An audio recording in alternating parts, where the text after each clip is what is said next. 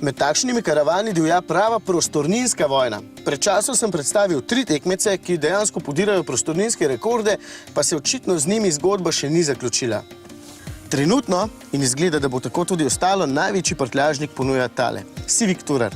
624 litrov ima tule notri. Podvojnega dna niti štev nisem, ker če bi ga, bi bila zmaga totalno nesporna. 741 litrov v tem primeru meri tale prtljažnik. Nekaj na račun tega, da tule spodaj ni rezervnega kolesa, ta dejansko izginja iz vozil, in tega, da je rezervoar za gorivo postavljen pod voznikov sedež.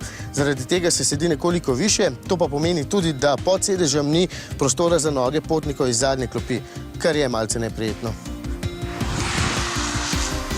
Sicer pa smo že večkrat povedali, da je avtomobil zelo prijeten, znotraj pregleden in enostaven. Dejansko se mi notranjost prejšnje generacije zdi celo bolj moderna, je pa ta bistveno bolj kakovostna. In takole izza volana nimam nobenih pripomb, sedeža sta naravnost odlična. Tale v srednji del je po svoje kar hecen. Najprej sem mislil, da je zelo občutljiv na praske, ker se takoj vse pozna, če z nohtom potegneš recimo takole gor, ampak se že s prstom potem ta ris da izbrisati. Očitno je tole pilice za nohte. In seveda se Civic tudi pelje zelo lepo, ne preveč čvrsto in zelo komunikativno.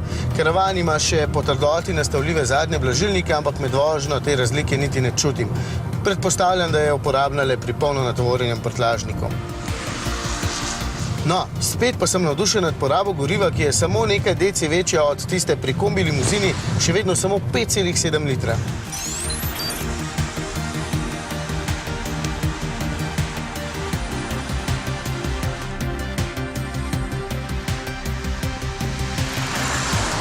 Seveda sami litri prtljažnika niso vse, ampak nasploh pri uporabnosti Civicu nihče ne pride do živega, ker ima še dodatne predalčke, nakladalnega roba dejansko ni, edini pod sedeži ponuja prostor in sedeži se seveda čisto enostavno zložijo ravno dno ali pa dvignejo.